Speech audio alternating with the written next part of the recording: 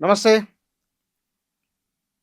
మన రాష్ట్రంలో ఆ మాటకొస్తే మన దేశంలోనే జరుగుతున్న ఒకానొక ముఖ్య పరిణామం మావోయిస్టు పార్టీ నుంచి ముఖ్య నాయకులు దాదాపుగా అందరూ బయటికి రావటం. దీనికి కొద్ది సంవత్సరాల కింద ప్రఖ్యాత సంపాదకులు శ్రీనివాస్ గారు 'ఆంధ్రజ్యోతి'లో సంపాదకీయంలో పేర్కొన్న ఒకానొక మాట, అంతం చేస్తారు ఆ తర్వాత ఏమిటి అని. అడవిలో జరుగుతున్న, మధ్య భారతంలో జరుగుతున్న, దండకారణ్యంలో జరుగుతున్న కాల్పుల ఘటనలకు సంబంధించి వారు రాసిన సంపాదకీయం. ఇవాళ ముఖ్య నేతలంతా బయటకొచ్చారు. మావోయిస్టు పార్టీ ముగింపు, ఆ ఉద్యమే ముగింపు దశ, ముగింపు అనుకోవచ్చు. కానీ సమాజం నుంచి వారికి ఎలాంటి మద్దతు ఉండవచ్చు. వారు గతంలో ఆయుధంతో పోరాటం అంటే కాదు, ఆశయం మిగిలే ఉందని మరికొందరు అంటూ ఉన్నారు. మరి ఆయుధం కాకుండా ఆశయంతో వస్తే ఎట్లా రావాలి వాళ్ళు ప్రజల్లోకి? ప్రజలకు వస్తామని వారు అంటున్నారు. ప్రజలు ఎట్లా వాళ్ళు స్వీకరించే సూచన ఉన్నది. ఈ అంశాలకు సంబంధించి మాట్లాడదాం. మన దగ్గర శ్రీనివాస్ గారు ఉన్నారు. సార్ నమస్కారం. సార్, ఈ వరుస లొంగుబాట్లకు సంబంధించి మనం చూస్తున్నాం. లొంగుబాట్లు అంటారు, లేకపోతే కనుక ఆరోగ్యం బాగలేక రావటం, కారణాలు ఏమన్నా కావచ్చు. అది ఆయుధాలతో పని లేదు, ప్రజాస్వామ్యబద్ధంగా రాజ్యాంగబద్ధంగా ఉంటామని వారు అంటున్నారు. ఆ దారిలో ఉన్న వారిని ఈ దారిలోకి వచ్చిన తర్వాత సమాజంలో ప్రాథమికంగా వారికి ఎదురయ్యే సవాళ్ళు ఏముండవచ్చు, వారు ఎట్లా వారిని అధిగమించే సూచన ఉంటుంది? మావోయిస్ట్ పార్టీ అజ్ఞాత ఉద్యమం నుంచి బయటకు వస్తూ ఉన్న నాయకులు తర్వాత వాళ్ళ స్వగ్రామాలకు వెళ్ళినప్పుడు వాళ్ళకు లభిస్తున్న స్వాగతాలు అవి చూసినప్పుడు ప్రజలు వాళ్ళని ఆదరంగానే స్వీకరిస్తున్నారని మనకు అర్థమవుతుంది. సేమ్ టైం దాంట్లో ఆ స్వాగతాలు ఇవ్వటంలో వాళ్ళ పాత కొన్ని దశాబ్దాల పాటు ఆ గ్రామ ప్రజలు ఆ వ్యక్తులతో ఉన్నటువంటి అనుబంధాన్ని నెమరు వేసుకోవటం, ఉద్యమానికి సంబంధించి తెలంగాణ గ్రామాల్లో ప్రతి గ్రామానికి మంచి చెడు, బాధ కలిగించే, దుఃఖం కలిగించే అనుభవాలు, జ్ఞాపకాలు చాలా ఉంటాయి. వాటన్నిటినీ తలుచుకుని మళ్ళీ తిరిగి వచ్చిన తమ గ్రామ పుత్రుల్ని స్వీకరించడం అనేది ఒక ఉద్వేగపూరితమైన సన్నివేశాలు మనం పత్రికల్లో, మీడియాలో చూస్తున్నాం. ప్రజలు వారిని ఏమి తిరస్కరించడం కానీ ఏమి కానీ ఉండదు. కానీ ఒకసారి మావోయిస్ట్ పార్టీ ఉద్యమం నుంచి బయటికి వచ్చిన తర్వాత వాళ్ళు బయటకు వచ్చి ఎటువంటి పద్ధతిలో పనిచేస్తారు, నిజంగానే పనిచేస్తారా, పనిచేస్తే ఒక రాజకీయ వ్యక్తిత్వం ఉన్న వాళ్ళుగా, అంటే ఇప్పుడు గ్రామాల్లో వాళ్ళని స్వీకరిస్తున్న ప్రజలు ఒకనాటి మావోయిస్టు వీరులుగా, ఒకనాడు అజ్ఞాతంలో ఉన్న వీరులుగా స్వీకరిస్తున్నారు. కానీ వర్తమానంలో వాళ్ళని విభిన్నమైన పోరాటకారులుగా, విభిన్నమైన ప్రజాస్వామ్య వ్యవస్థలో పార్టిసిపేట్ చేసే వ్యక్తులుగా స్వీకరిస్తారా అనేది సందేహం. దానికి కొంచెం సమయం పడుతుంది. వీళ్ళు నిజంగానే బయట ప్రజాక్షేత్రంలో ఏదైనా పనిచేయదలుచుకున్నారా, పనిచేస్తే ఎట్లా పనిచేస్తారు, ఇప్పుడున్న పార్టీలో చేరబోము అని చెప్తున్నారు, చేరబోతే సొంతంగా పార్టీ పెడతారా, లేదంటే పార్టీలతో సంబంధం లేకుండా, ఎన్నికలతో లేకుండా కేవలం ప్రజా సంస్థల మీద మాత్రమే ఒక పౌర సమాజంలో భాగంగా సంస్థగా పనిచేస్తారా అనేది వాళ్ళు ఆలోచించుకుంటారు. వాళ్ళు కనుక పనిచేస్తే, ఎందుకంటే పనిచేయడంలో వాళ్ళకి చాలా అనుభవం ఉంది కాబట్టి, చిత్తశుద్ధి ఉందని తెలుసు కాబట్టి, ఆ పనిచేస్తే సమాజానికి ఎంతో కొంత ఉపయోగం. దానికి మనం ఎగ్జిస్టెన్స్లో ఉన్నటువంటి రాజకీయ పార్టీతో పోల్చి వాళ్ళంతగా బలం పుంజుకుంటారని కానీ, వాళ్ళు వెంటనే ఒక ప్రభావం వేయగల శక్తిగా మారతారని కానీ మనం ఊహించలేం. కానీ ఎన్నికల ప్రక్రియలో సాధారణ మానవునికి, వందల వేల కోట్లున్న వారికి ఓటు విలువ ఒకటే ఉన్నది. మానసిక స్థితులు వేరున్నాయి, ఎదుర్కొనే సమస్యలు వేరున్నాయి. వీళ్ళు ఆ మానసిక స్థితిలో ఉన్న, లేదా ఒక ఓటు ఒక విలువ, మీరు ఆ స్థాయి వాళ్ళు అని చెప్పగలే ఒక స్పేస్ ఉంది కదా. ఇప్పుడు గద్దరు పాటలు విప్లవోద్యమం వైపు తీసుకెళ్ళినాయి. ప్రజాస్వామ్యబద్ధంగా వచ్చేవారు ఆ కల్చరల్ మూమెంట్ తీసుకొచ్చే అవకాశం ఉన్నదా ఓటు పట్ల, రాజ్యాంగం పట్ల? అంటే ఓటు విషయంలో ప్రజలను చైతన్యవంతం చేయడం, బాధ్యతాయుతంగా ఓటు వేయడం లాంటి విషయాలను, అంటే వీళ్ళు మేము చట్టబద్ధంగా పనిచేస్తాం అంటున్నారు. కానీ ఇప్పుడు ఆల్రెడీ ఉనికిలో ఉన్న పార్టీల మాదిరిగానే పనిచేస్తామని కానీ, ఆ పద్ధతిలో పనిచేస్తామని అట్లా అంత స్పష్టత అయితే నాకు కనిపించలేదు వాళ్ళ మాటల్లో. బయటకు వస్తున్నారు, ఒక నిషిద్ధ సంస్థ నుంచి బయటకు వస్తున్నారు, ప్రభుత్వం ముందు మేము వాళ్ళ అఫీషియల్గా బయటకు వస్తున్నామని చెప్తున్నారు. కాబట్టి వాళ్ళు తమ ఆచరణ గురించి ఏదో చెప్పుకోవాల్సి వస్తుంది, చెప్తారు తర్వాత ఇది చేస్తాం అది చేస్తామని. కానీ పూర్తిగా రాజ్యాంగం విషయంలో వాళ్ళ అభిప్రాయాలు ఏంటి, చట్టబద్ధంగా పనిచేయడం అంటే ఏమిటి మనకి ఇంకా స్పష్టంగా తెలియదు. ఓటు అనేదాన్ని వాళ్ళు పోటీ చేయకపోతే రాజ్యాంగం, ఓటు, ప్రజాస్వామ్య, ఈ ఓట్ల రాజకీయాల పట్ల కూడా వాళ్ళు ఏమి సానుకూలంగా ఉంటారని చెప్పడానికి లేదు. కాబట్టి ఆ, ఓటే మార్గము, బుల్లెట్ స్థానంలో బ్యాలెటే మార్గము అనే పరివర్తన వాళ్ళలో వచ్చిందని కానీ, వచ్చినా కూడా ఆ విషయంలో వాళ్ళు ఒక ప్రభావం వేయగలుగుతారని కానీ నాకు అనిపించట్లేదు. నేపాల్ మావోయిస్టులు భారతదేశ మావోయిస్టులకు ఒక ఉదాహరణగా ఉంటారు. అక్కడ ఒక పాజిటివ్ ఉన్నది, ఒక నెగిటివ్ ఉన్నది. తాజాగా కొత్త తరం 35 ఏళ్ల అతను అక్కడ దేశాధినేత కావటం. దాని నుంచి వీళ్ళని గుణపాఠాలు నేర్చుకుంటే ఏం నేర్చుకోవచ్చు?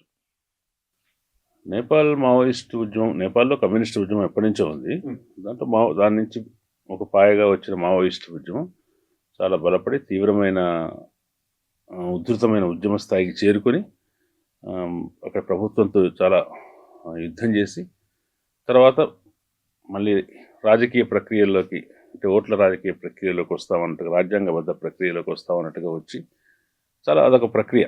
కొంతకాలం పాటు ఒకప్పుడు మావోయిస్ట్ నాయకులుగా ఉన్నవాళ్ళు దేశాధినేతలుగా, దేశంలో ముఖ్యమైన వ్యక్తులుగా అక్కడ కొనసాగారు. అంటే అది వాళ్ళ సాయుధ పోరాట పందాన్ని ఒక దశకు వచ్చిన తర్వాత ఆపేసి సాధారణ ప్రజాస్వామ్య పద్ధతిలోకి వాళ్ళు వచ్చారు. చాలా బలంగా ఉన్న స్థితిలో వచ్చారు వాళ్ళు. చాలా అంటే చాలా ప్రభావం వేయగలిగిన స్థితిలో, డైరెక్ట్గా ప్రభుత్వ ఆయుధాగారాల మీద, సైన్య శిబిరాల మీద దాడి చేయగలిగిన స్థితిలోనే వాళ్ళు వచ్చారు. అక్కడ పరిస్థితి వేరు. అక్కడ రాచరికం నుంచి ట్రాన్సిషన్లో ఉంది. రాచరికం నుంచి రాజ్యాంగబద్ధ ప్రజాస్వామ్యం రావటమే పెద్ద ప్రక్రియగా ఉన్న సమయంలో జరిగిన ప్రక్రియ అక్కడ అయింది. కాబట్టి అక్కడ కమ్యూనిస్ట్ పార్టీలు, మావోయిస్ట్ పార్టీలు సహా అన్ని పార్టీలు నేపాల్ని ఒక ప్రజాస్వామిక రిపబ్లిక్గా మార్చి ఒక రాజ్యాంగాన్ని రూపొందించనే కార్యక్రమం మీద కూడా ఏకమైనాయి. అక్కడ పరిస్థితులు వేరు. మన దగ్గర ఆల్రెడీ ప్రజాస్వామ్య రంగంలో పార్లమెంటరీ పద్ధతిలో పనిచేస్తున్న కమ్యూనిస్ట్ పార్టీలు ఉన్నాయి. వీళ్ళు వస్తే ఇంకో కమ్యూనిస్ట్ పార్టీ అవుతుంది అట్లా వస్తే. కాబట్టి ఇప్పుడు మనం ప్రశ్న వేసుకోవాల్సింది, మావోయిజం అంతం కావటం అంటే బయటకు వచ్చిన వాళ్ళు ఏమవుతారని మాత్రమే కాదు, అసలుకి ఒక సిద్ధాంతంగా, ఒక ఆచరణ పద్ధతిగా మావోయిజం అనేది దేశం నుంచి, ఈ దేశంలో ఇక మార్చి 31, 2026 తర్వాత పోతుందా అని ఆలోచించుకోవాలి. పోతుందా? అట్లా ఏ సిద్ధాంతం పోదు. ఈవెన్ ఆర్ఎస్ఎస్ సిద్ధాంతం కూడా పోదు. ఏ సిద్ధాంతాన్ని ఒక తారీఖు పెట్టుకుని, ఒక తేదీ పెట్టుకుని ఎట్లా మొదలు పెట్టలేము, ఒక తేదీ తారీఖు గడువు పెట్టుకుని ముగించలేరు కదా. రేపు పొద్దున ఏప్రిల్ 1 నుంచి దేశంలో ఈ సిద్ధాంతాన్ని ప్రారంభిస్తున్నాం అని ఎవరు, ఈ సిద్ధాంతాన్ని ఆచరణ ప్రారంభిస్తున్నాం అని ఎవరు అనరు. ఏదైనా ప్రారంభం కూడా గ్రాడ్యువల్గా జరుగుతుంది, ముగింపు కూడా జరిగితే గ్రాడ్యువల్గా జరగాలి. అంతే తప్ప డెడ్ లైన్ల మీద జరగదు. ఆయన ఉద్దేశం, కేంద్ర హోంమంత్రి గారి ఉద్దేశం ఏంటంటే వాళ్ళు దీన్ని మావోయిస్టు సాయుధ తిరుగుబాటు, సాయుధ కార్యకలాపాలని విరమింప చేయటం. బహుశా అది ఆ లక్ష్యాన్ని వాళ్ళు అచీవ్ చేయవచ్చు. కానీ అసలు మావోయిజం కానీ ఇంకో ఇజం కానీ ఎందుకు మొదలైంది, ఆ నేపథ్యం, ఆ కారణం అనేది ముందు ముందు ఉండదా, ప్రజలు చాలా సంతృప్తిగా ఉంటారా, ఇవన్నీ చాలా ప్రశ్నలు ఉన్నాయి. అంటే మీరు ఇది ఒక సమస్య, ఏ సమస్య కారణంగా అయితే ఒకటి ఉద్భవించిందో ఆ సమస్య ఉన్నంత కాలం దాని ఉనికి ఉంటుందని మీరు చెప్పదలుచుకున్నారు, అంతేనా? అంటే మావోయిజం కానీ నక్సలిజం కానీ ఏదైనా సరే ఒక సమస్య నుంచి వచ్చింది కాదు. భారతదేశంలో, మన దేశంలో సమాజంలో ఉన్న అసమానతలు, దానికి మూల కారణాలు ఏంటి, దాన్ని ఎట్లా పరిష్కరించాలి, మార్పు ఎట్లా చేయాలి అనే ఒక ఆలోచన నుంచి కొంతమంది కలిసి ఒక పద్ధతిని ఎంచుకొని ఆ పద్ధతిలో కొనసాగుతూ వచ్చారు. అంటే మార్పు, ఉన్న స్థితి బాగాలేదు అనుకోవటమే కదా. ఆ ఉన్న స్థితి బాగాలేదు, దీన్ని మార్చాలి అనే ఆలోచన మనిషికి రాకుండా ఆగిపోతుందా? ఈవెన్ నరేంద్ర మోడీ గారు కూడా 2047 దాకా అమృతకాలం అన్నాడు. దాని తర్వాత ప్రపంచంలో తలెత్తుకోగలిగిన స్థితిలో భారతదేశాన్ని నిలబెడతానని అంటున్నాడు. ఆ పద్ధతిలో వాళ్ళు ఆ లక్ష్యాన్ని సాధించడం పేరుతో వాళ్ళ ప్రయాణం వాళ్ళు చేస్తున్నారు. అంటే భారతదేశంతో వాళ్ళ సంతృప్తి లేదు కదా, దీన్ని మెరుగ్గా మార్చాలనుకుంటున్నారు. ఆయన ఎట్లా అనుకున్నాడో సమాజంలో ఇంకొకరు, ఈ సమాజం చాలా చెడ్డగా ఉంది, అన్యాయాలు ఉన్నాయి, అక్రమాలు ఉన్నాయి, అసమానతలు ఉన్నాయి, దీన్ని సమానంగా చేస్తారని ఇంకెవరన్నా అనుకోవచ్చు రేపు పొద్దున. ఆ అనుకోవటం అనే దానికి ఆస్కారం ఉన్నంతకాలం మావోయిజం కానీ అటువంటి దానికి ఎప్పుడు కూడా అవకాశం ఉంటూనే ఉంటుంది. ఇక్కడ భారతదేశంలో కమ్యూనిస్ట్ పార్టీలు, ఆనాడు కాంగ్రెస్ అధికారంలోకి వచ్చేది కమ్యూనిస్టులు ఐసీయూలోకి వెళ్ళిపోయినాయి. సాయుధ తిరుగుబాటు కాలానుగుణంగా వాళ్ళు మార్చుకోలేదు కాబట్టి అది వైఫల్యం చెందిందని వాళ్ళే అంటున్నారు. కులాధారంగా వచ్చిన బహుజన్ సమాజ్ పార్టీ ఇవాళ మినుకు మినుకుమంటూ ఉన్నది. సమాజాన్ని మార్చాలనుకునే వాళ్ళకున్న ప్రత్యామ్నాయ మార్గం ఒకవేళ ఏమిటంటే మీరేం సూచిస్తారు? అంటే మావోయిస్ట్ పార్టీని పక్కన పెట్టండి కాసేపు. మావోయిస్ట్ పార్టీ దాన్ని కాసేపు జీరో చేసి చూస్తే కూడా ఈ సమాజంలో, భారతదేశంలో ఇప్పుడు ఈ వ్యవస్థను మార్చడానికి, సమాజాన్ని మార్చడానికి చాలా ప్రయత్నాలు జరుగుతూనే ఉన్నాయి. జరగట్లేదని కాదు, ఒక పార్టీ మీద ఎందుకు ప్రజలకు ఒక గురి ఏర్పడింది, లేదా మావోయిస్ట్ పార్టీ విషయంలో ఒక రెస్పెక్ట్ అనేది ఎందుకుంది, అయ్యో వాళ్ళు లేకుండా పోతున్నారే అనే బాధ ఎందుకు కలుగుతుంది అంటే, వాళ్ళు ఉన్న వాళ్ళలో ఎంత సాహసానికైనా, ఎంత త్యాగానికి, ప్రాణత్యాగానికి కూడా సిద్ధపడి వాళ్ళు అనుకున్న పద్ధతిలో పనిచేసే ఒక సెట్ ఆఫ్ పీపుల్ పార్టీ. అంతటి అంటే నిస్వార్థానికి ప్రతీకలుగా కనిపించారు కాబట్టి, వాళ్ళ సిద్ధాంతం ఏంటో తెలియకపోయినా, వాళ్ళ ఆచరణ పద్ధతి కరెక్టో కాదో తెలియకపోయినా, నిజంగా అది విజయం సాధిస్తుందో లేదో తెలియకపోయినా కూడా సాధారణ సమాజంలో వాళ్ళ మీద ఒక గౌరవం ఉంది. మీరు గమనించండి, కేంద్ర ప్రభుత్వం ఇంత పెద్ద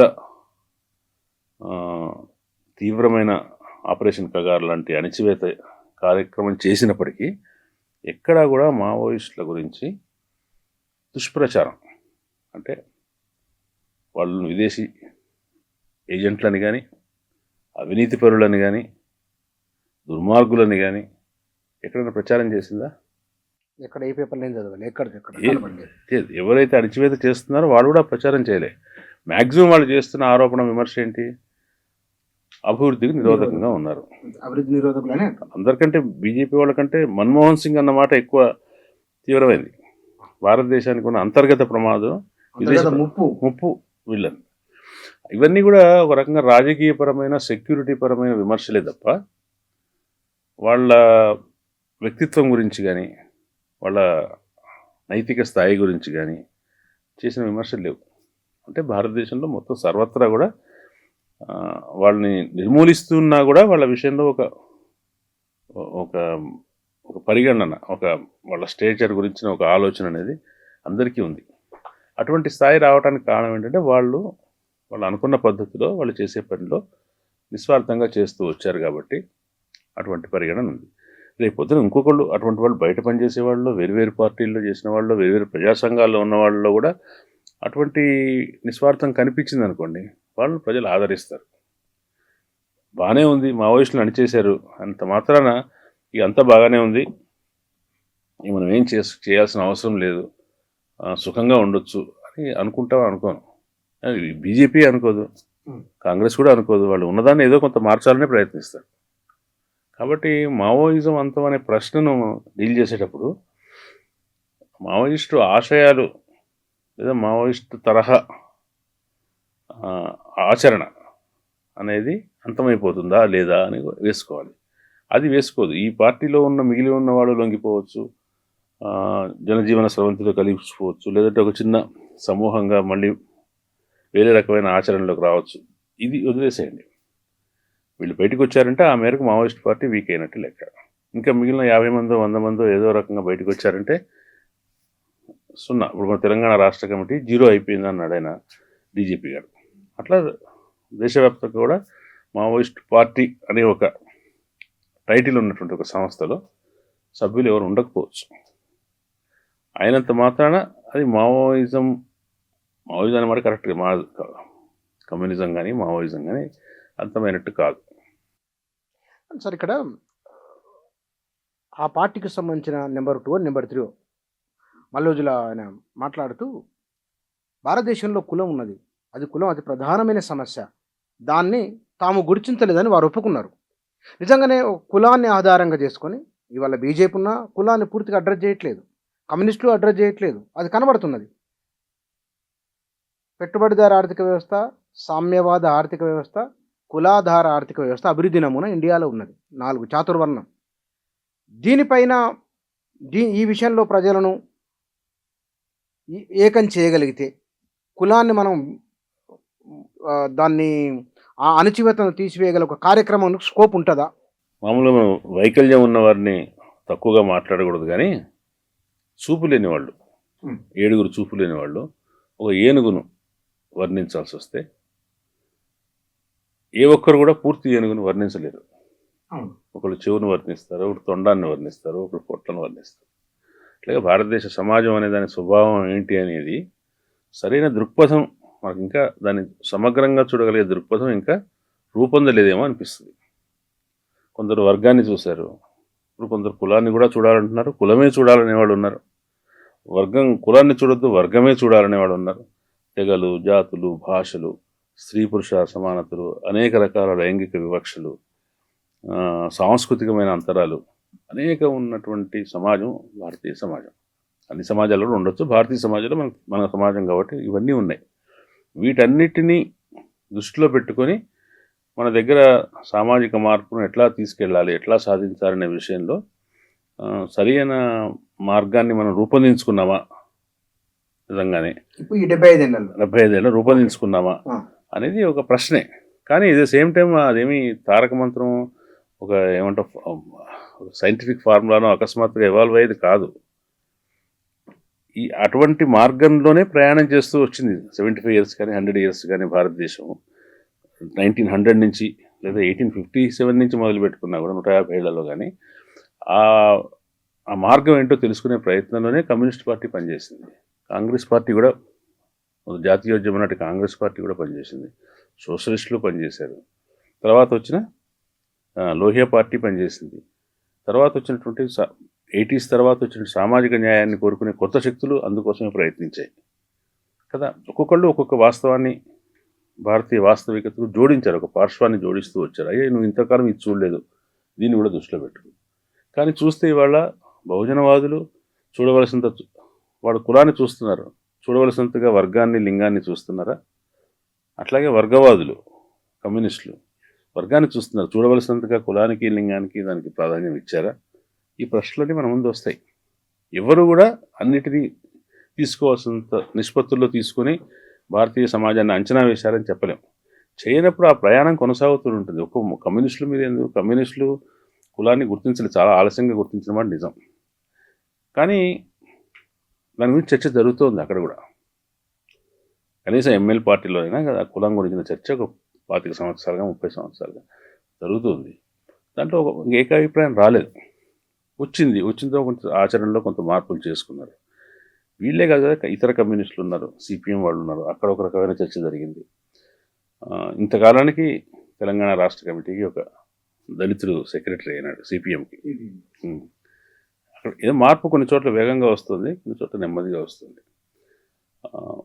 కాబట్టి మావోయిస్టు ప్రస్తుత వైఫల్యానికి నిస్సందేహంగా భారతదేశ సమాజాన్ని నిర్వచించడంలో, అర్థం చేసుకోవడంలో వాళ్ళకున్న పరిమితులు ఒక కారణం.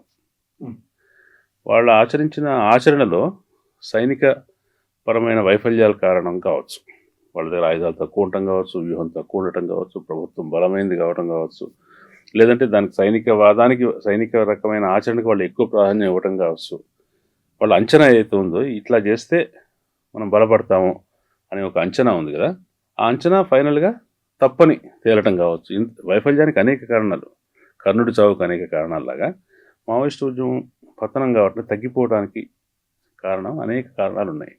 ఏ ఒక్క కారణానికి అట్రిబ్యూట్ చేయడం కష్టం. కానీ సార్ ఇక్కడ భారతదేశంలో ఉన్న ఒక విభిన్నత, మీరు ఇందాక చెప్పినట్లుగా నేషన్ ఒక జాతిగా, ఒక ఉమ్మడి అస్తిత్వంగా, ఉమ్మడి ఉనికిగా గుర్తించినప్పుడు మరి ఈ ఉమ్మడి అస్తిత్వం ఉనికి మరింత బలపడాలంటే, ప్రజల్లో మానసిక భావన బలంగా రావాలంటే ఏ కార్యాచరణ, ఉదాహరణకు వందే మాతర గీతం ఆనాడు భారతదేశాన్ని కదిలించగలిగింది. అంబేద్కర్ దళిత సమాజాన్ని కదిలించగలిగే స్లోగన్ ఉన్నది, బోధించు, సమీకరించు, పోరాడు అని. ఇవాళ భారతీయ సమాజాన్ని, భారతీయుడు భిన్న అస్తిత్వాలుగా ఉన్నవాళ్ళు ఏక అస్తిత్వంగా, ఏక సమూహంగా, ఏక జాతిగా నడిపించే అంశాలు ఏమున్నాయి? అంటే ఇప్పటికి నడవట్లేదని కాదు, కానీ ఏకస్తిత్వంగా కంటే కూడా అనేక అస్తిత్వాల సమాహారంగా భిన్నత్వంలో ఏకత్వం ఉంటాం కదా. అన్నీ దాంట్లో ఒకటి కలిసిపోకుండా ఎవరి అస్తిత్వం వాళ్ళు నిలుపుకుంటూనే ఒక ఉమ్మడి సమన్వయంతో ఎట్లా ముందుకెళ్ళాలనేది ప్రశ్న. నిజానికి ఆ ప్రశ్న భారత జాతీయోద్యమంలో కూడా వచ్చింది. ఆనాటికి నిజానికి దేశం చాలా విశాలమైంది, అక్షరాస్యత తక్కువ, రకరకాలుగా వెనుకబడి ఉన్నది, స్త్రీల విషయంలో చాలా వెనుకబడి ఉంది, కులం చాలా అంటరాంతరం చాలా ఉంది, ముస్లింలకు హిందువులకి మధ్యలో చారిత్రకంగా మొఘల్ ఒక 100 ఏళ్ళ నుంచి వస్తున్నటువంటి ఘర్షణ ఉద్రిక్తతలు ఉన్నాయి. వీటన్నిటిని ఒకవైపున సంస్థానాధీశులు ఉన్నారు, ఇంకోవైపున బ్రిటిష్ వాళ్ళ ప్రత్యక్ష పాలన ఉంది. ఈ అన్నిటి మధ్యలో నుంచి ఒక భారతదేశాన్ని ఒక ఐక్యం చేయాలి అంటే ఏం చేయాలి అనేది మరి తిలక్ కానీ, గాంధీ కానీ, నెహ్రూ కానీ వీళ్ళందరూ ఆలోచించినారు. అంటే వాళ్ళ ప్రయత్నంలో వాళ్ళు ఒక ఫార్ములా తయారు చేసుకున్నారు. గాంధీ ఫార్ములాలో ముస్లింలని జాతీయోద్యమంలో ముఖ్య భాగస్వాములు చేయాలి, దళితులను కూడా ముఖ్య భాగస్వాములు చేసుకోవాలి అనే ఆయన పద్ధతిలో ఒక ఫార్ములా నిర్మించుకున్నాడు.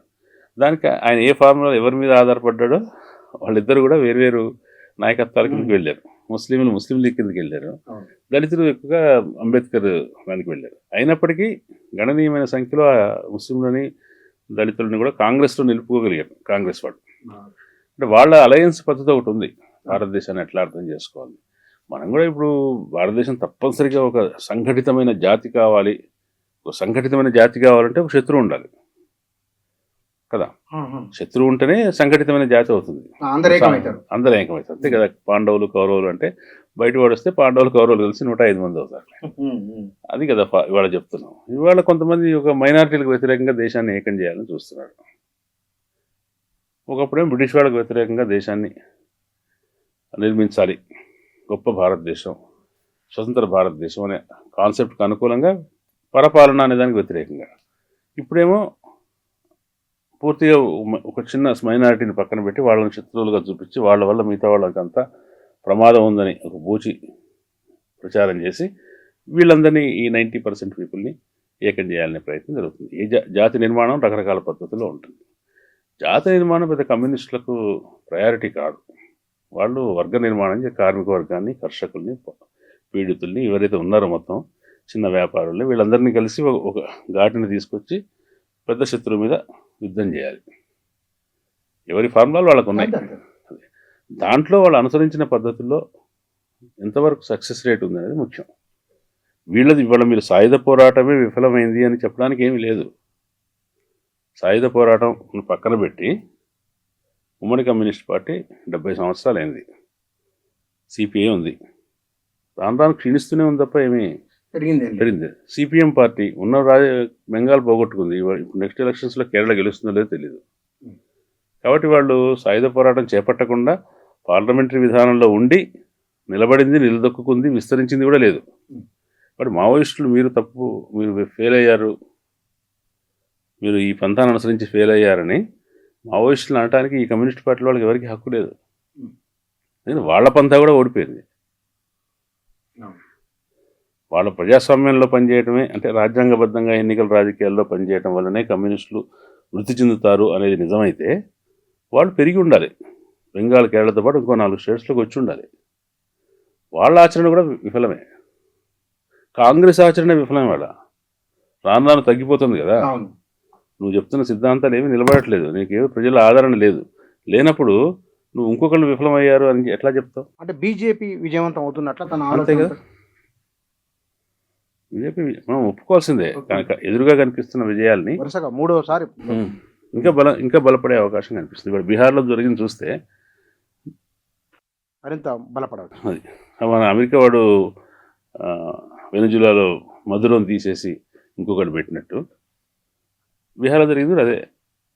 అంత పోలికనా? అంత పోలిక కాకపోవచ్చు, ఇది చూస్తుంటే అది గుర్తొస్తుంది. సరే, అర్ధవలస అర్ధ భూస్వామి అన్నారు కదా. ఇవాళ గిగ్ వర్కర్లు 4 నుంచి 6 లక్షలు, ఐటీ రంగంలో రాబోయే రోజుల్లో 5 నుంచి 6 కోట్ల ఉద్యోగాలు వస్తాయట. అసంఘటిత రంగంలో, సంఘటిత రంగంలో ఉన్న వాటికంటే ఈ నెంబర్ ఎక్కువ కనబడుతున్నది కదా. ఈ నిర్వచనాన్ని కమ్యూనిస్ట్ పార్టీ ఎందుకు మార్చట్లేదు? ఇంకా భూమి ఇలా రియల్ ఎస్టేట్ కింద మారిపోతున్నది. వ్యవసాయ రంగంలోకి యంత్రాలు వచ్చినాయి, ఇప్పుడు దున్నేవానికే భూమి అని కానీ, అర్ధవలస అర్ధ భూస్వామి, ఈ డెఫినేషన్ను ఒకవేళ ఇది మార్చండి అంటే కనుక మీరు అంటే అది చాలా లోతైన పెద్ద సుదీర్ఘమైన చర్చ. ఆ చర్చలోకి వెళ్తే క్రమంగా పొలిమికల్ చర్చ అంటారు, అంటే రాజకీయ సంవాద చర్చగా మొదలై పూర్తి పండిత చర్చగా దాకా వెళ్ళిపోతుంది. నేను దాంట్లోకి వెళ్ళను. కానీ మావోయిస్టులు అనేది ఏంటంటే పైకి చాలా పెట్టుబడిదారు సంబంధాలు వచ్చినట్టుగా కనిపిస్తుంది, కానీ పైకి చూడటానికి చాలా మార్పులు, భూస్వామ్య అవశేషాలు కానీ భూస్వామ్యం అని స్పష్టంగా కనిపించే ప్రతీకలు కానీ అంతరించిపోతున్నాయి. కానీ సారాంశంలో భూస్వామ్యులు అంటే భూమి చుట్టూ ఉన్నదని కాదు, భూమి చుట్టూ ఎట్లాగైతే భూ యాజమాన్యం చుట్టూ ఎటువంటి సామాజికమైన అధికార వ్యవస్థ ఉంటుందో వాటిని భూస్వామ్య సంబంధాలు అంటాం కదా. ఆ భూస్వామ్య సంబంధాలు మీరు చెప్తున్న ఈ ఆధునికమైన పెట్టుబడిదారీ వాతావరణంలో కూడా అదే సంబంధాలు బలంగా ఉన్నాయి, అవే సంబంధాలు కీలకంగా ఉన్నాయి. కాబట్టి నిర్వచించడానికి వీలైనంత బలంగా అవే ఉన్నాయి కాబట్టి, భూస్వామ్య సంబంధాలు ఉన్నాయి కాబట్టి మారిందని చెప్పడానికి లేదు అని ఈ పద్ధతిలో వాళ్ళు సమర్థిస్తారు. అంటే ఇంతకుముందులాగానే ఇంకా అర్ధవలస అర్ధ భూస్వామ్య దేశంగా ఉంది అని చెప్పడానికి, అదే వాదానికి స్టిక్ అయి ఉండటానికి వాళ్ళు చెప్పే కారణం మనం చూస్తున్న మిగతా వాళ్ళందరూ చెప్తున్నటువంటి పెట్టుబడిదారీ సంబంధాలు కానీ ఆధునికత కానీ అదంతా కూడా పైపైన కనిపిస్తుంది తప్ప సారాంశంలో ఇంకా భూస్వామ్యం ఉంది అని వాళ్ళు నమ్ముతున్నారు. ఆ చర్చ పక్కన పెట్టండి. అదే దాన్ని ఆ నిర్వచించడం మీదనే ఆచరణ ఆధారపడి ఉంటుంది అనేవాళ్ళు ఉన్నారు. కానీ వాస్తవంగా మనకు కనిపిస్తున్నారు గిగ్ వర్కర్స్ కనిపిస్తున్నారు, సర్వీస్ సెక్టర్ వర్కర్స్ కనిపిస్తున్నారు, చాలా వ్యక్తిగత స్థాయి ఎంటర్ప్రినర్స్ కనిపిస్తున్నారు కదా. ఒకళ్ళు నలుగురు కలిసి బృందంగా పనిచేసే వాళ్ళు కనిపిస్తున్నారు. ఈ సంబంధాల్లో సర్వీస్ సెక్టర్ అనేది చాలా భిన్నంగా దాంట్లో ఉండే దోపిడీని కానీ దాంట్లో ఉండే మార్జిన్స్ కానీ నిర్వచించడం ఒక సరుకుల అమ్మకంలో వాటిలో ఉన్నంత ఈజీ కాదు. ఇవాళ ఎకానమీ సర్వీస్ ఓరియంటెడ్ ఎకానమీగా మారుతుంది. కాబట్టి వీటన్నిటిని దృష్టిలో పెట్టుకుని ఏర్పడుతున్న కొత్త శ్రామిక వర్గాలు, కొత్త వర్కర్స్, వాళ్ళని ఎట్లా మొబిలైజ్ చేయాలి, వాళ్ళలోకి ఎట్లా వెళ్ళాలి అనేది ఈ కార్మిక వర్గం గురించి మాట్లాడుతున్న రాజకీయ పార్టీలు చేయాలి. సిపిఐ సిపిఎం కూడా వాళ్ళు వైట్ కాలర్లో కూడా ఆర్గనైజ్ చేసినట్టు అనుభవం ఉన్న సిపిఎం వాళ్ళు కూడా, సిపిఐ సిపిఎం వాళ్ళు కూడా ఈ సాఫ్ట్వేర్ సెక్టార్లో, ఐటీ సెక్టార్లో, ఇతర సెక్టార్స్లో ఉన్నటువంటి కొత్త రకం కార్మికులలోకి అంతగా చుచ్చుకుని వెళ్ళలేకపోతున్నారు. కారణం ఏమేమి ఉండదు సార్?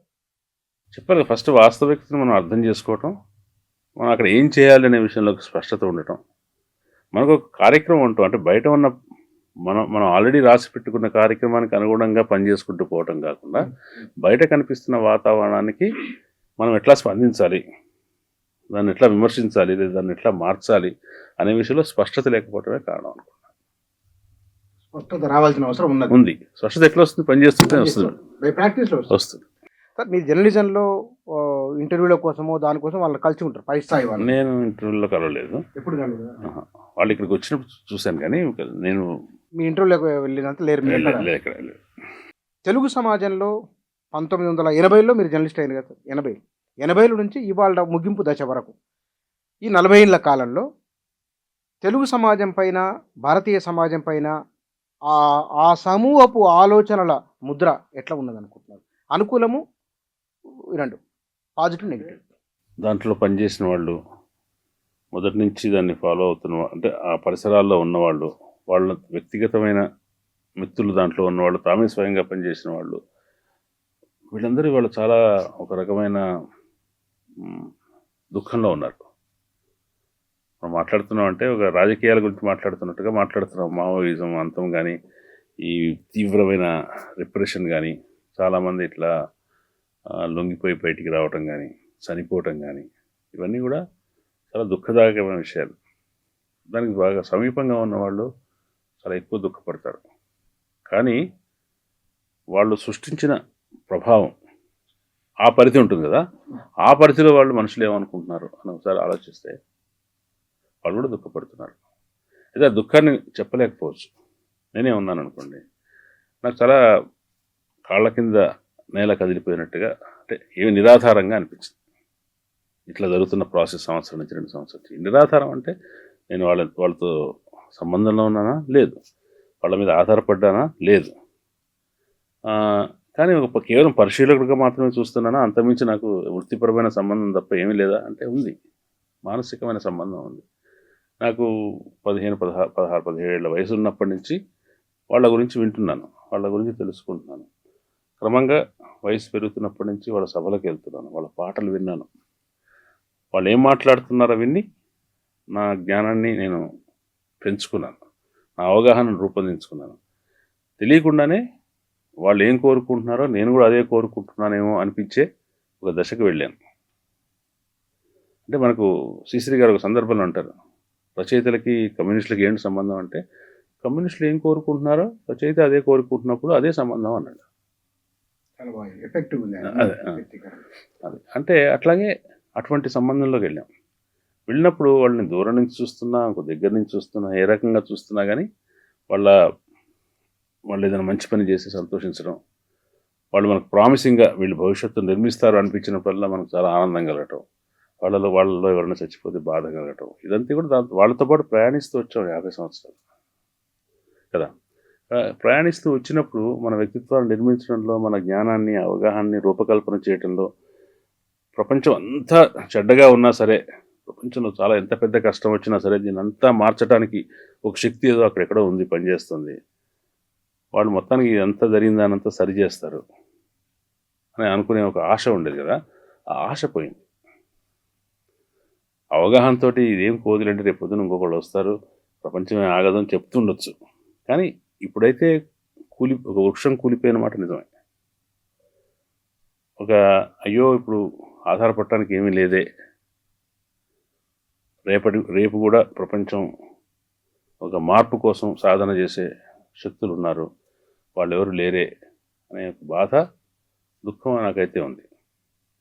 అది నాలాగా చాలామందికి ఉంటుంది అనుకున్నాను. వాళ్ళు వ్యక్తం చేయగలవచ్చు, చేయలేకపోవచ్చు, కానీ ఒకటి ఒక ప్రత్యామ్నాయం ఎక్కడో తయారవుతుంది. అది చందమామ లాంటి అందమైనది ఇవి ఎక్కడో ఉంది, మనం వెళ్తాం అక్కడికి, వాళ్ళు తీసుకెళ్తారు మనల్ని, మనం వాళ్ళతో వెళ్తాం, ఏదో ఒకటి అనే ఒక ఆశ ఉంది కదా. ఆ ఆశ ఒక్కసారిగా కుప్పకూలిపోయినట్టుగా అనిపించింది. అది ఇప్పుడన్నా ఉండొచ్చు, చరిత్ర ఏమో ఒక సంవత్సరంతో ఆగిపోదు, కానీ ఇప్పుడైతే కూలిపోయిన మాట నిజం, శిఖరం కూలిపోయిన మాట నిజం. అది వాళ్ళ స్వయంకృతమా, వాళ్ళు ఇంకో రకంగా ఉంటే వేరే రకంగా ఉండేదా, అవన్నీ మనం ఇఫ్స్ అండ్ బట్సే, ఊహాగానాలే తప్ప ఇప్పుడు జరిగిన వాస్తవం ఏంటంటే ఒక చరిత్రకు సంబంధించిన ఒక పెద్ద హామీ బాగా గాయపడింది, దెబ్బతిన్నది. సార్, అరవింద్ కేజ్రీవాల్ అప్పటిదాకా ఉన్న ఎన్నికల వ్యవస్థలో ఒక సంచలనం, అంగీకారమే కదా మీకు ఈ స్టేట్మెంట్కు. ఆయన జైలుకి వెళ్ళినప్పుడు ఆయన విజయము, ఆయన జైలుకి వెళ్ళిన ఈ 2 సందర్భాల్లో మీలో కలిగిన భావన ఏంటి? ఇప్పుడు అరవింద్ కేజ్రీవాల్ అసలు భిన్నమైన విషయం అది. 2012-13 ఆ టైంలో అవినీతి వ్యతిరేక ఉద్యమం అన్నా హైదరే అరవింద్ కేజ్రీవాల్ చేసినప్పుడు వీళ్ళు బాగా ఒక కొత్త ఎజెండా తీసుకొస్తున్నారని ఒక ఆసక్తి కలిగిన మాట నిజం, అందరికి కూడా కలిగింది. మనం ఏం చేస్తాం, చాలా అల్ప సంతోషం కదా. ఎవరో ఒకళ్ళు ఒక చిన్న మాట మాట్లాడితే, ఒక చిన్న మనకు నచ్చే మాట మాట్లాడితే, లేదంటే ఇప్పుడున్న చెడును నేను తీసేస్తామని ఎవరన్నా చెప్తే మనకు వాళ్ళని ఆహ్వానిద్దామని చూస్తాం. అట్లాగే ఆప్ విషయంలో మనకు ఒక పాజిటివ్ వైబ్స్ కలిగినాయి, కానీ అప్పుడే హెచ్చరించిన వాళ్ళు ఉన్నారు. వాళ్ళతో కలిసి పనిచేసిన వాళ్ళు తర్వాత కాలంలో యోగేంద్ర యాదవ్ లాంటి వాళ్ళు, మేము చారిత్రక అపచారం చేశాము, మేము అవినీతి మీద పోరాడుతున్నాం అనుకున్నాం, కానీ బీజేపీ రావడానికి ఒక ప్రాతిపదిక నిర్మిస్తున్నామని మేము అనుకోలేదు. ఆ ఉద్యమం ఏం చేసింది, యూపీఏ యొక్క నైతికతని దెబ్బతీసింది, నైతికతను ప్రతిష్టని, నైతిక ప్రతిష్టను దిగదార్చింది. ఆ దిగజారిపోయిన యూపీఏ నైతిక ప్రతిష్ట స్థానంలోకి అది బీజేపీ ప్రభుత్వం వచ్చింది. కాబట్టి పరోక్షంగా మేము ఆ ఉద్యమంలో పాల్గొని కారణమయ్యామని యోగేంద్ర యాదవ్ అన్నాడు. అటువంటి కారణాలు చూపెట్టినా కూడా అన్నా హజారేతో ఉన్నప్పటి నుంచి కూడా కేజ్రీవాల్ కేవలం ఉద్యమ నాయకుడిగానే కాక ఒక చాకచక్యము, చాతుర్యము ఉన్నటువంటి వ్యూహకర్తగా కూడా కనిపించాడు. సో ఇతను కేవలం అంత నైతికమైన వ్యక్తి ఏమి కాదు, ఆచరణాత్మక వ్యక్తి అని అప్పుడే తెలిసింది మనకి. సరే, అతను ఢిల్లీలోకి అధికారంలోకి వచ్చాక కొన్ని మంచి పనులు చేశారు వాళ్ళు, ముఖ్యంగా ఎడ్యుకేషన్ అండ్ హెల్త్ విషయంలో మంచి పనులు చేశారు, కానీ వాళ్ళు కూడా యాంబిషన్స్ ఉన్నాయి. ఢిల్లీలో మొదలైన పార్టీ వివిధ రాష్ట్రాలకు విస్తరించాలనుకుంది, విస్తరించాలనుకుంటే ఎన్నికల రాజకీయాలకు పెట్టుబడి కావాలి. పెట్టుబడుల కోసం ఏదో ఒక అన్ని సవ్యమైన మార్గాల్లో పెట్టుబడులు ఎక్కడొస్తాయి? సో స్పెసిఫిక్గా ఈ లిక్కర్ కుంభకోణంలో ఆయన పాత్రధారి, ఆ కుంభకోణం జరిగిందో లేదో మనకు తెలియదు. ఇప్పుడు మొన్న జరిగిన తీర్పు తర్వాత చూస్తే అసలు మొత్తం ఫార్సేం అనిపించింది. కానీ వాళ్ళు ఏదో ఒక పద్ధతిలో అయితే రాజకీయ నిధుల సమీకరణ చేయకుండా లేరు. తర్వాత ఆయన సహచరుల విషయంలో, తనతో పనిచేసిన వాళ్ళ విషయంలో అనుసరించిన అప్రజాస్వామికమైన వ్యవహార సరళి కూడా చాలా కాంట్రవర్సీ అయింది. కానీ మనిషి 2012-13 నాటి నైతిక స్థాయిలోనే వాళ్ళు ఉన్నాడని నేనైతే అనుకోవట్లేదు. కాకపోతే అంటే విషయం ఏదున్నా లేకపోయినా లిక్కర్ కుంభకోణం అనేది బీజేపీ ప్రభుత్వం ముఖ్యంగా అరవింద్ కేజ్రీవాల్ని ఇబ్బంది పెట్టడానికి చేసినటువంటి ప్రత్యేకంగా రూపొందించినటువంటి కేసేమో అనేటువంటి నెరేటివ్ అనేటువంటి విమర్శ ఒకటి ఉంది కదా. దాన్ని దృష్టిలో పెట్టుకొని చూసినప్పుడు ఆయనకి అది నైతిక విజయం. కేజ్రీవాల్కి, కేంద్ర ప్రభుత్వానికి ఒక అపజయం. ఆ మేరకు ఆయన రేపొద్దున మళ్ళీ మంచి కంటెండర్గా వచ్చే అవకాశం ఉంది. బెస్ట్ నిజంగా వస్తే రాహుల్ గాంధీ కంటే అతనే బెటర్ ఏమో. రాహుల్ గాంధీ కంటే ఎక్కువ ఆచరణాత్మకంగా విషయాలను తట్టుకోగలిగే ధైర్యం అది ఉన్నవాళ్ళ కనిపిస్తాడు. ఈ మావోయిస్టుల లొంగుబాటు మీరు అన్నట్టు ఒక ప్రత్యామ్నాయం ఎవరో ఒకరు ఉన్నారేమో, ఏదో మాట్లాడతారేమో అనే అంటే ఒక భావన ఉన్నది కదా. లోహియా ఆలోచన విధానం భారతదేశానికి సరిపోతుంది. ఒక లోహియాను, అంబేద్కర్ను కలుపుకొని చూసుకొని ఒక ఒక ఒక సిద్ధాంతాన్ని తయారు చేసుకుంటే కనుక అది ఇప్పటికీ ఆచరణలో ఉన్నది. కొంత లోహియాను ఫ్రంట్ పేజ్గా, అంబేద్కర్ గాంధీని ఒక ముఖంగా తీసుకొని పోతే, మార్క్స్ అనేది ఎక్కడో వేరే దేశంలో ఉన్నది కార్మిక వర్గ సమాజం, ఇది కుల సమాజం, వీళ్ళు సరిపోతారేమని ఒక ఆర్గ్యుమెంట్ ఈ మధ్య బాగా వస్తున్నది. సరిపోకూడదని ఏమీ లేదు. నేను ఇందాక మన చర్చలో కూడా అనుకున్నట్టుగా భారతదేశంలో అనేక అస్తిత్వాలు ఉన్నాయి. అట్లాగే మన భారతదేశంలో సొంత థింకర్స్ ఉన్నారు. పెరియార్ కానీ, రామ్ మనోహర్ లోహియా కానీ, అంబేద్కర్ కానీ, తర్వాత వీళ్ళంతా మన సొంత అయోధ్యదాస్ కానీ, ఈవెన్ సమ్ ఎక్స్టెంట్ అన్నాదురై కానీ, వీళ్ళందరూ థింకర్సే. ఒక కొత్త ప్రత్యామ్నాయాన్ని సాధన చేసిన వాళ్ళే. వాళ్ళు కూడా అన్ని విజయాలు ఉన్నాయని చెప్పలేము కదా. కాబట్టి ఆయా సిద్ధాంతాలు నమ్మేవాళ్ళు వాళ్ళ పద్ధతిలో పనిచేసుకుంటూ పోతే ఆ పనిచేసే క్రమంలో ఒక అలయన్స్ ఏర్పడాలి లెక్క ప్రకారం. ఒకప్పుడు ఉండేది అట్లా. మీకు లోహియాయిడ్స్, మానవ హక్కుల రంగంలో పనిచేసేవాళ్ళు, లోహియాయిడ్స్, అటువంటి ప్రజాస్వామిక రంగాల వాళ్ళందరూ కలిసి పనిచేసేవాళ్ళు.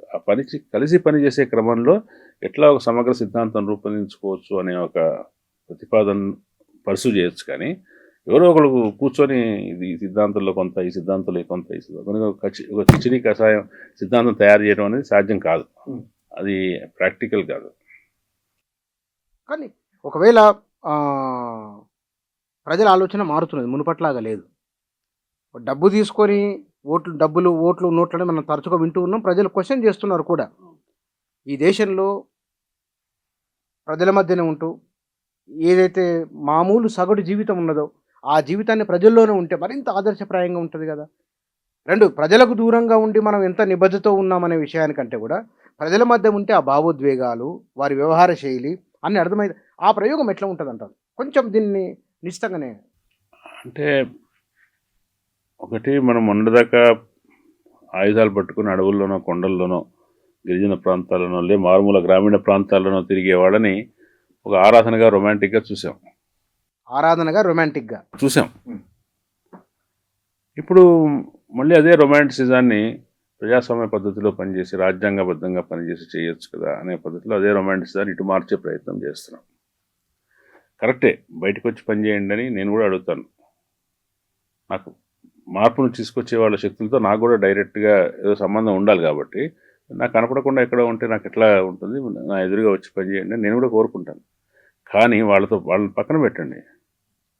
వచ్చి ప్రజల్లో ఉండి నేరుగా పనిచేసేవాళ్ళు సుఖంగా ఉన్నారా? వాళ్ళకి ఎటువంటి ఇబ్బందులు లేవా? ప్రజల్లో పనిచేసిన రైతు ఉద్యమకారులు, ఢిల్లీలో క్యాంపు వేసిన రైతు ఉద్యమకారులు ఉన్నారు. విద్యార్థి ఉద్యమం, సిఏఏ చట్టం వ్యతిరేకంగా నిరసన తెలిపిన వాళ్ళు ఉన్నారు. లేదా గుజరాత్లో దళితుల తరఫున సంఘటితం చేసిన జిగ్నేష్ మేవానీ ఉన్నాడు. ఉత్తరప్రదేశ్లో దళితులని ప్రత్యేకంగా ఆర్గనైజ్ చేసి కొత్త రకమైన ఎక్స్ప్రెషన్తో ముందుకు వచ్చిన చంద్రశేఖర్ రావు అని అన్నాడు. వీళ్ళందరికీ ఈ వ్యవస్థ సరైన పరిగణన ఇచ్చిందా? భీమా కోరేగం కేసులో అరెస్ట్ అయిన వాళ్ళందరూ కూడా దళితులతోనూ, మైనార్టీలతోనూ, గిరిజనులతోనూ పనిచేస్తున్న వాళ్ళకి బహిరంగంగా ఉండి పనిచేస్తున్న వాళ్ళని వ్యవస్థ ఏం ఇబ్బంది పెట్టకుండా ఉందా? లేదు కదా. కాబట్టి మీరు లోపల ఎందుకు ఇబ్బంది పడతారు, బయటకు వచ్చి పని చేయండి అని అనటంలో కూడా ఒక వైరుధ్యం ఉంది. బయట ప్రజల్లో ఉండి నిక్కచ్చిగా పనిచేయడం అంత ఈజీ ఏమి కాదు. దానికి ఉండే సమస్యలు దానికి ఉంటాయి. గౌరీ లంకేష్ నిక్కచ్చిగా ఉండి తన వృత్తిని ధర్మంతా నిర్వహించింది కదా. ఆమె తుపాకీ పట్టుకోలేదు కదా, కానీ తుపాకీ ఆమె దగ్గరకు వచ్చింది. కానీ భారతీయ ప్రజల ఆధ్యాత్మిక జీవితాన్ని క్వశ్చన్ చేయకుండా, నీటి ప్రవాహానికి ఎదురెళ్లకుండా దాన్ని దాటుకుంటూ కూడా వెళ్ళవచ్చు కదా, ఒక పక్క నుంచి కూడా వెళ్ళవచ్చు. ఎందుకు ఎదురెళ్ళటం? నేనైతే వ్యక్తిగతంగా ప్రజల మత విశ్వాసాలు, ఆచారాలు, సంప్రదాయాల విషయంలో ఎక్కడా కూడా హేతువాదులు కానీ, కమ్యూనిస్టులు కానీ, ఉదారవాదులు కానీ, ఎవరైనా సరే ప్రజాస్వామ్యవాదులు కానీ దాని మీద గురి పెట్టడం కానీ, దాని గురించి చర్చకు తీసుకురావడం కానీ, దాని గురించి ఆయా విశ్వాసాలు ఉన్న వాళ్ళని హేళన చేయటం కానీ, వాళ్ళు తక్కువ జ్ఞానవంతులు అనటం కానీ, ఇటువంటి పద్ధతులు నేను అనుసరించను కూడా, నేను ఆమోదించను. కాబట్టి ఆధ్యాత్మిక ఉంటుంది. అది ప్రజలు ఆధ్యాత్మికంగానే ఉంటారు, పరమ భౌతికంగానే ఉంటారు, ఏకకాలంలో ఉంటారు, దైవభక్తులై ఉంటారు, సమాజంలో అన్యాయాన్ని కూడా ఖండిస్తారు. కాబట్టి ప్రత్యేకంగా ఆ ఫ్రంట్లోకి వెళ్ళి అది రాంగ్ సైడ్ రబ్ చేయడం అందుకోసమనే కాదు, రాంగ్ సైడ్ రబ్ చేయడం కోసమనే కాదు, అది అవసరం లేదు. ప్రజలకు ఒక వ్యక్తిగతమైన పరిధి ఉంటుంది కదా, ఆ పరిధిలోకి వెళ్ళకూడదు. 2-2 కింద మీరు రాసిన వ్యాసంలోనే 2 లైన్లు నేను మళ్ళీ చెప్తానండి. ఇక్కడ కనీసం ప్రాణాలతో మిగిలండి అనే ఒక మెసేజ్ అందులో ఉన్నది. ప్రాణాలతో మిగిలిన వాళ్ళు ఇక్కడ ఉన్నారు. ఇన్నాళ్ళుగా ఒక 30-40 ఏళ్ళుగా తెలుగు పత్రికల్లో ఎర్రటి మరకలు లేని రోజు లేదు బహుశా. ఈ తెలంగాణ వచ్చిన తర్వాత లేదుగా. కారణం లేదు. రాబోయే రోజుల్లో కాలము మారింది, ప్రజలు మారింది, పార్టీలు, ప్రభుత్వాలు నగదు బదిలీ లాంటి, మొన్న మీరు అన్నారు నగదు బదిలీ లాంటి స్కీములు ఇస్తున్నాయి. ప్రజలు కనీస సౌకర్యాల నుంచి కొంత సౌకర్యవంతమైన జీవితం వైపు సమాజం వస్తున్నది, కళ్ళ ముందు కనబడుతున్నది. రాబోయే రోజుల్లో ఎట్లా ఉండవచ్చు? బయటికి వచ్చి నిన్నటిదాకా అక్కడ పనిచేసి బయటికి వచ్చిన వాళ్ళు తమ అనుభవాల్ని బహిరంగంగా చర్చించాలి. తమ సిద్ధాంత పరంగా వచ్చిన డైలమాస్ని, ఊగిసలాటల్ని, వాళ్ళకు వచ్చిన సంశయాల్ని, తమ మార్గం కరెక్ట్ అయిందా కాదా అని వాళ్ళకి కలిగిన లోపల ఉండంగానే కలిగిన సందేహాల్ని ఇప్పుడు బాహాటంగా చర్చించాలి. అట్లాగే భారతదేశ అదేదో మావోయిస్ట్ పార్టీలో ఇప్పటికీ కూడా పాత పద్ధతిని కొనసాగించాలి అని అనుకున్న ఒక చిన్న వర్గం ఉండొచ్చు కదా, వాళ్ళకి జవాబు ఇవ్వటం కోసం కాదు, ప్రజలకు చెప్పాలి కదా. ఎందుకు ఒక ప్రజలకు జవాబుదారీ కదా ఏ పార్టీ అయినా కూడా. ఒక పెద్ద విషయాన్ని ముందుకు తీసుకెళ్తామని చెప్పి ఆ పని చేయలేకపోయినారు కాబట్టి దానికి సంజాయిషి రూపంలో అనండి, దానికి వివరణ రూపంలో అనుకోండి, ప్రజలతో కలిసి సంభాషణ అనుకోండి, ప్రజలతో సంభాషణలోకి వాళ్ళు రావాలి. వచ్చి తాము ఏమనుకున్నామో, ఎందుకు ఇట్లా జరిగింది అని ఇప్పుడు అనుకుంటున్నాము, ఏం జరిగితే బాగుంటుందని ప్రజలతో సంభాషణలోకి వస్తే ప్రజలు కూడా కొంత ఫీడ్బ్యాక్ ఇస్తారు. మీరు ఇట్లా ఉంటే బాగుంటుంది, అట్లా వాళ్ళు అట్లా ఒక కొత్త రకం, ఎవరో చెప్పారు ఆచరణ, కొత్త రకం ఆచరణలోకి వెళ్తాం ఏదో చెప్పారు. ఆ కొత్త రకం ఆచరణ వాళ్ళు నిజంగా చేయాలనుకుంటే దాన్ని రూపొందించుకోవచ్చు. ప్రాణాలతో మిగిలండి అని ఎందుకన్నామంటే, ఒకటి ఉద్యమం ఒక అమూర్తమైంది దానికి, కానీ ఉద్యమంలో పాల్గొన్న వాళ్ళు భౌతిక వ్యక్తులు కదా. ఒక ఉద్యమం నిలబడదు అనే ఒక అవగాహన వచ్చిన తర్వాత దాంట్లో ఉన్న వ్యక్తులు వాళ్ళ ప్రాణాలన్నా మిగలటం సమాజానికి అవసరం. వృథా ప్రాణత్యాగాలు అనవసరం. కాబట్టి వ్యక్తులుగానే మిగలని కోరుకున్నాంటే మనం ఏం జరుగుతుందనే విషయాన్ని ఒకసారి ఆలోచించండి, సమీక్షించుకోండి అన్న పద్ధతిలో దాంట్లో చెప్పాను. ప్రధానంగా దాంట్లో చెప్పింది ప్రభుత్వం చేస్తున్న వాదన సమాధానం చెప్పాను. అంతమైపోతారా ఆ తర్వాత ఏంటి? అంతమైపోయిన తర్వాత నీకు ఏం సమస్యలు ఉండవా ప్రభుత్వానికి? ఇంకెవరు ప్రశ్నించే వాళ్ళు ఉండరా? తిరుగుబాటు ఉండదా? ఎవరు ఇది మారాలని కోరుకునే వాళ్ళు ఉండరా? అట్లేం ఉండదు. ప్రపంచం ఎప్పటికి కూడా ఏదో రకమైన మార్పును కోరుతూనే ఉంటుంది.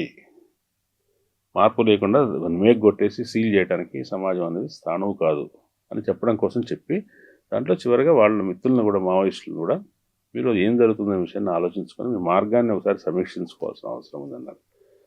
అది కూడా ఇష్టపడని వాళ్ళు ఉన్నారు ఆ మాత్రం కామెంట్ చేయడానికి. కానీ నేను సిన్సియర్గా కోరుకుంది ఏంటంటే ఒక దశలో ఇప్పుడు వాళ్ళు ఒక 3 సంవత్సరాల క్రితం 4 సంవత్సరాల క్రితం మేల్కొని దాన్ని మొత్తం జరిగే గమనం ఎట్లా ఉంటుంది, అది నిజంగా ఎంతో ముందుకెళ్తుందా వెళ్ళకపోతుందా, ప్రభుత్వం యొక్క బలం ఎంత, దాని ఇంటెంట్ ఎంత, బలం కంటే కూడా బలం ఎప్పుడూ ఉంది. కాంగ్రెస్ హయాంలో అంతకుముందు హయాంలో కూడా బలం ఉంది.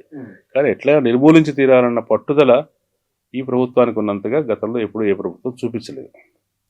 ఆ ఇంటెంట్ను అంచనా వేసుకొని వ్యూహాన్ని, ఆలోచనని, పని పద్ధతుల్ని మార్చుకునే ప్రయత్నం చేస్తుంటే బహుశా ఇంత ప్రాణ నష్టం కానీ ఇంత ఉద్యమ నష్టం కానీ జరిగి ఉండేది కాదు అని ఇప్పటికీ నేను ఫీల్ అవుతున్నాను. ఇవాళ కొందరు బయటికి రావడాన్ని తప్పుపట్టడం ఒకటి చూసి ఇప్పుడు ఇంకేం మౌనంగా ఉన్నారు. కానీ అక్కడ ఉంటేనేమో చనిపోతారు. చనిపోయిందని ఎవరు జనంలో కూడా చర్చ లేదు. అది బయటికి రావడానికి చాలామంది ఆహ్వానిస్తున్నారు. వ్యక్తిగతంగా నేనైతే వాళ్ళు బయటికి రావడం, చనిపోవడానికంటే బయటికి రావడమే మంచిది. సాయుధ పోరాటం భారతీయ సమాజానికి సరిపోదు అనే ఒక ఆలోచన నాకు ఈ మధ్య మీలాంటి వాళ్ళతో చాలామందితో మాట్లాడిన తర్వాత నాకు అనిపించింది. సార్, మీరు వారి విషయంలో ఒక ఒక ఇంటలెక్చువల్గా, ఒక జర్నలిస్ట్గా, ఒక సంపాదకులుగా మీ భావన ఏమిటి ఈ విషయంలో? సాయుధ పోరాటం పనికొస్తుందా లేదా అంత చెప్పేంత సిద్ధాంత జ్ఞానం నాకు లేదు. నాకు అనిపిస్తుంది దానికి ఉన్న పరిమితులు, సందేహాలు నాకున్నాయి.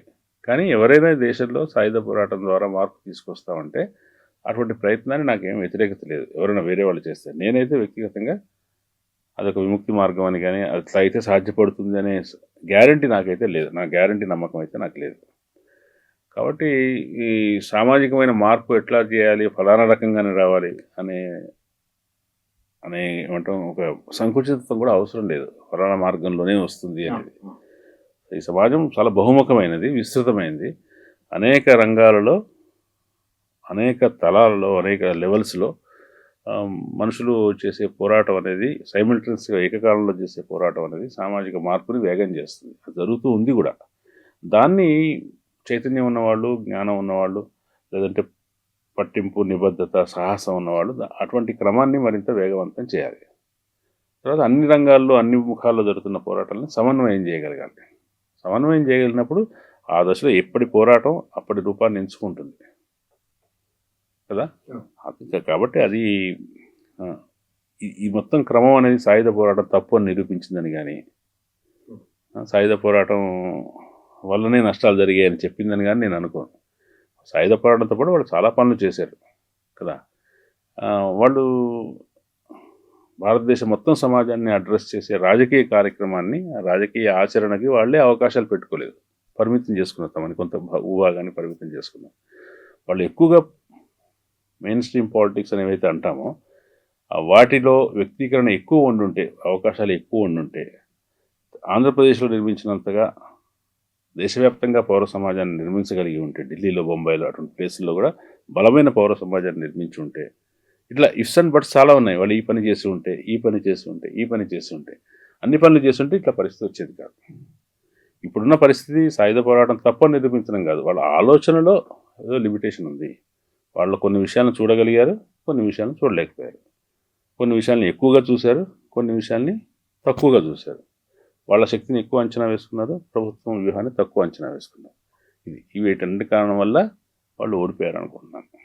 వాళ్ళు సాయుధ పోరాటం చేయకున్నా ఈ తప్పులు చేయొచ్చు కదా. అట్లాగే మొత్తం పరిస్థితిని అంచనా వేయటంలో, థ్రెట్ను అంచనా వేయటంలో, వాళ్ళకు కలుగుతున్న ప్రమాదాన్ని అంచనా వేయటంలో వాళ్ళు వాస్తవికంగా లేరు. అది మాత్రం వాస్తవం. Thank you sir. ఈ ఇంటర్వ్యూల పరంపరలో, గ్రేట్ డిబేట్లో ఇవాళ మాట్లాడిన విషయాలు, వారు వ్యక్తీకరించిన అభిప్రాయాలన్నీ అటు విప్లవోద్యమానికి సంబంధించిన వారు, ప్రభుత్వము, సమాజము, ప్రధానంగా సమాజ కోణంలో సమాజం ఎట్లా చూడాలి, సమాజాన్ని ఎట్లా డిఫైన్ చేయాలి, సమాజం తనకు తానుగా ఎట్లా మారాలి, ప్రధానంగా భారతీయ సమాజము, భారతీయ సమాజపు ఆలోచన, దీని గమనం ఎట్లా ఉండవచ్చు అనే అంశాలకు సంబంధించి వారి అభిప్రాయం, విశ్లేషణ ఇది. Thank you.